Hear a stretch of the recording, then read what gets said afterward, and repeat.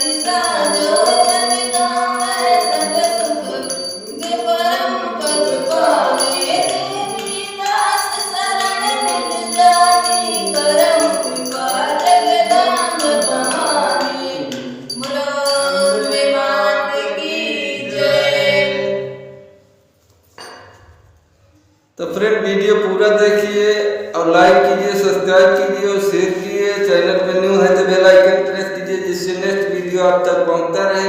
तो friend video देखते रहिए तभी आनंद मिलेगा। जय माता जी, फिर मिलेंगे नेक्स्ट वीडियो में। Thank you for watching.